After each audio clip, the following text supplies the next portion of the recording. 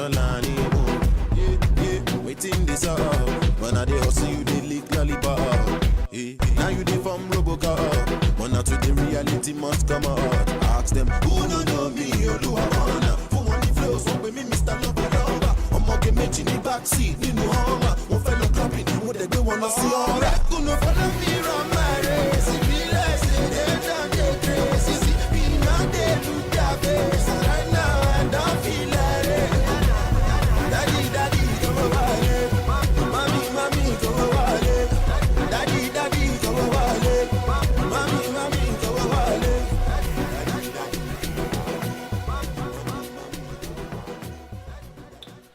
Hello again. My name is Kole Obasa of thiskoleobasa.com, and welcome to the Entrepreneurs Club. Joining me today is Jacqueline Mellor of Just Jack Photography.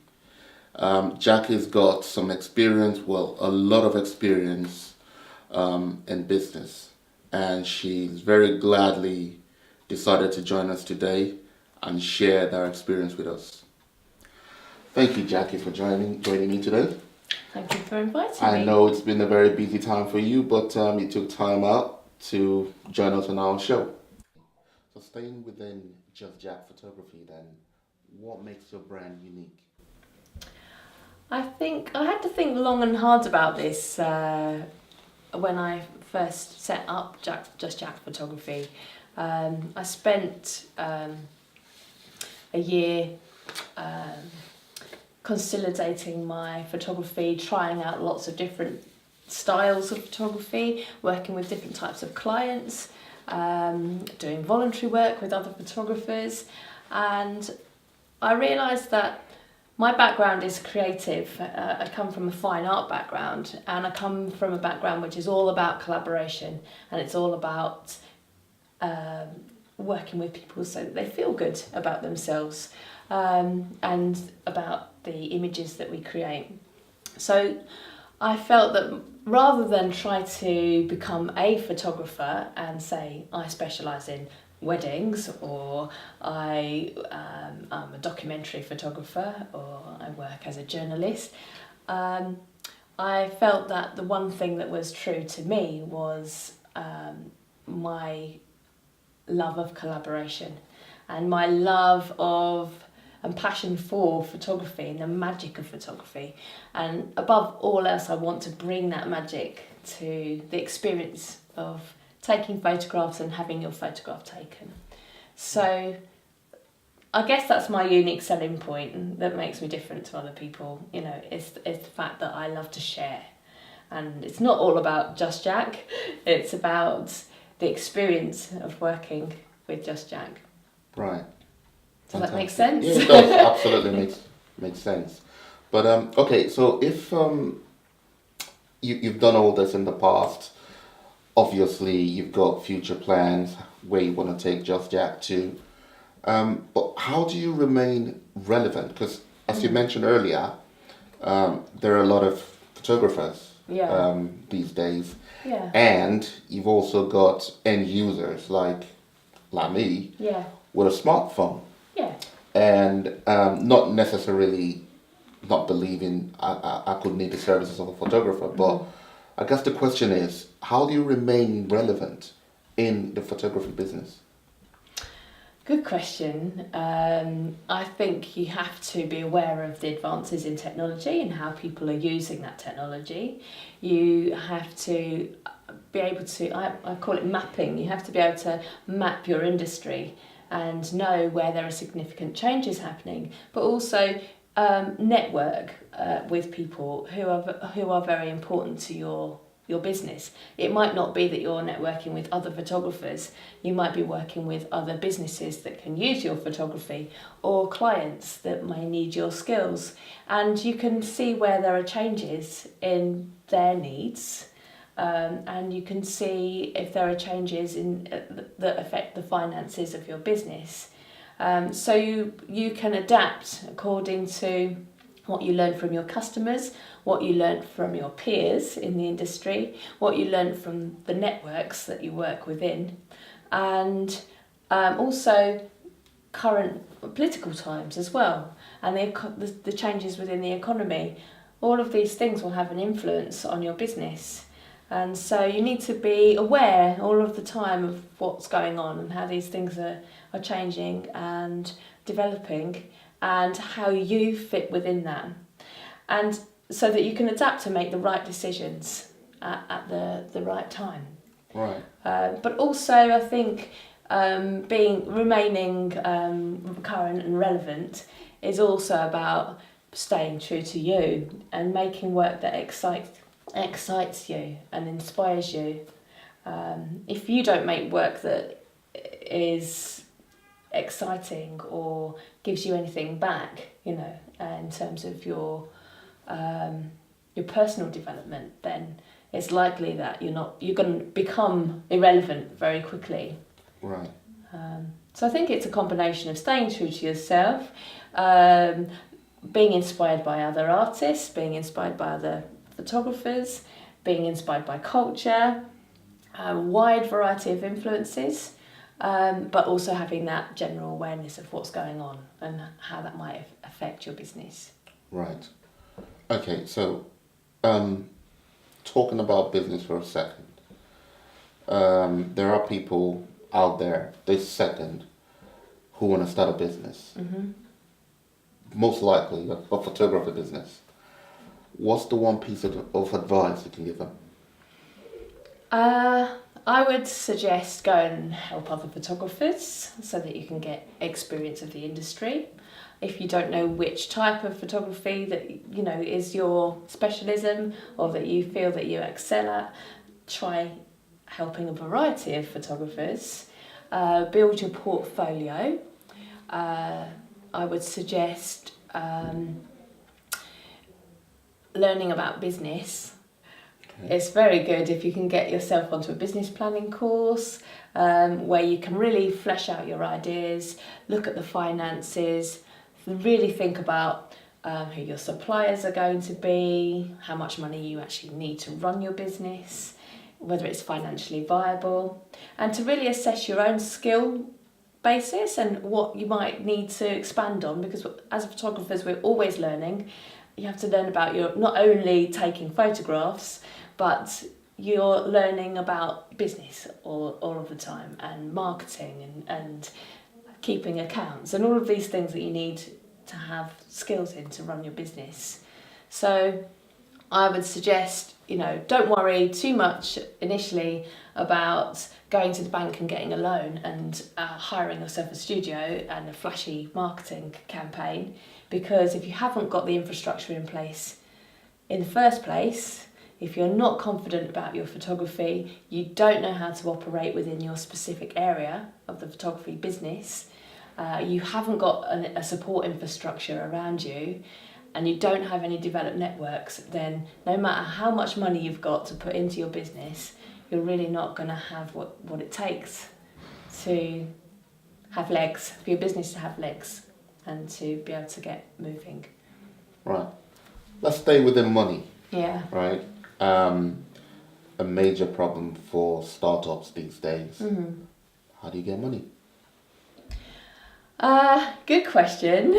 Like I said before, you can write yourself a business plan, and which shows that you've given really good in-depth consideration to all elements of your business, who your customers are going to be, where you're going to be based, how your geographical surrounding will influence your business, what your competitors are doing and how you relate to your competitors. So really having a good business plan is going to help you if you're going to go to a bank and ask for money.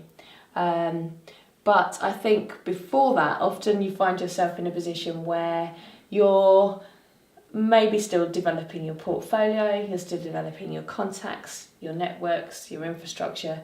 And so therefore, lots of startup businesses, the people within them might be subsidising their business and their personal development by having other employment, other ways of generating cash. So you can still keep yourself going, you can still get the relevant experience that you need, you can volunteer, you can invest money in, it might be marketing or developing a brand. You can start thinking about those things gradually and testing and trying them with your market. And then when you've got the evidence there to know that your idea is a good idea and it's worthy of generating the money, then you're in a much better position to go to the bank, go to another business. You might look at other types of funding to start your business, like is it peer-to-peer funding? Yeah. And there's lots of different ways of generating cash. But you need to be in a confident position, and know exactly how you're going to operate in your business and how you're going to use that money wisely in order to convince others to jump on board. Talk to me about competition. Another issue with startups, dealing with competition the right way, correctly. Yeah. It has happened many times before that competition out there succeeds in blowing you out of the water completely. So how do you deal with competition? Good question. I think, yes, there's a lot of competition out there, and people who can have already generated a lot of money for their business and are up and running and with a good customer base often have the ability to create offers that seem more attractive to customers, lower prices, deals and that kind of thing. And sometimes that can be hard to compete with when you're a small business and you've got your overheads to manage. You haven't got such established customer bases, and you're trying to deliver above and beyond people's expectations all of the time. But what I think it is a way of dealing with the competition is to be true to yourself, to know what costs you have, what finances you need to generate for your business to be able to survive, and to not be afraid of saying, I offer this and this is why I charge this much for it, and in return you're going to have this amazing experience that you might not get if you go to a larger photographer who can offer you this discounted deal, but who won't want to spend time and energy working with you and won't create this bespoke product that I can create. It's really about setting up a boutique style business so that you're offering something that's so customer focused and so bespoke that it's worth every penny and people want to invest in you. Fantastic. Okay, so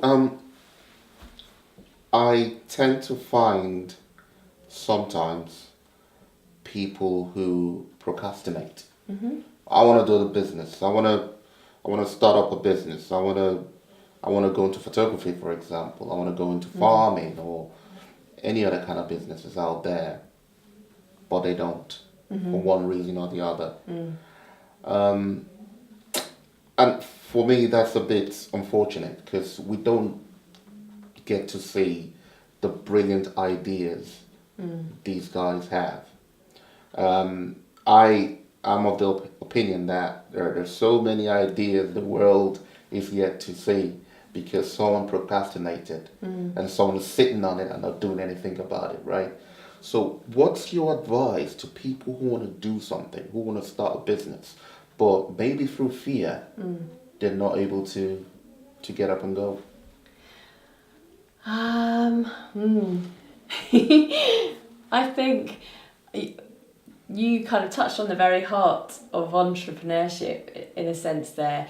It's about people that get up and do and having self-belief to try and not being worried about if things go wrong, always being open to learning, and as long as you're learning and evaluating everything that you do and growing in relation to what you learn, then really you can't make mistakes, because mistakes are always about improvement.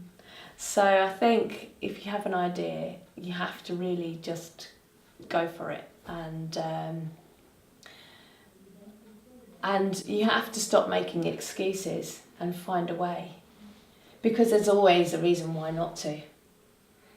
Absolutely. Lots of reasons why not to, and it's very hard actually to get on the journey of making something happen. And once you're in it, there's lots of challenges that come your way that will prevent you from succeeding. So you have to, more than anything, believe in what you want to do and have the courage of your convictions. Failure then. People tell me, oh, it's easy for you to say, get up and go. It's easy for you to say, well, if I fail, I can pick myself up and, continue on the journey. So let's touch on failure a little bit. Have you experienced any kind of failure or challenges or obstacles along the way through Just Jack Photography? When I first started Just Jack Photography, I had actually taken voluntary redundancy from a really nice job that I loved, and I had a small amount of money that I could invest in developing my portfolio, developing in my skill development, going out helping photographers, gaining some really valuable experience. But of course the money doesn't last for very long.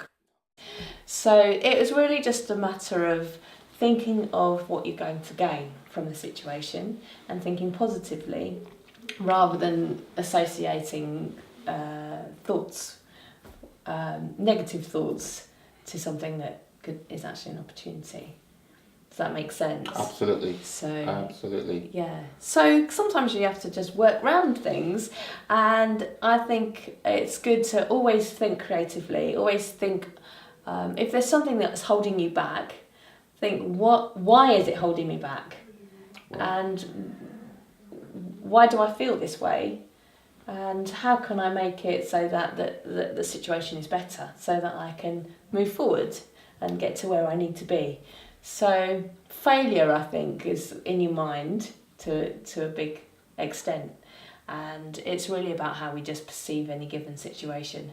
And really, once you've mastered that school of thinking, where you can just kind of think around a situation and come up with positive solutions, you can really work through any challenges.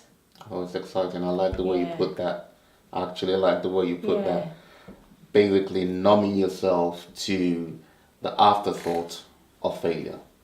Yeah. People think too much about what's going to happen, how I would feel if I fail. Yeah. And once that's taken away, you can do anything.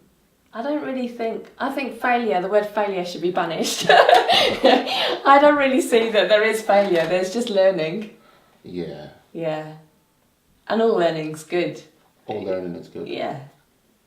So, I wanted to talk about pricing, which is quite important, especially in starting up. Yeah.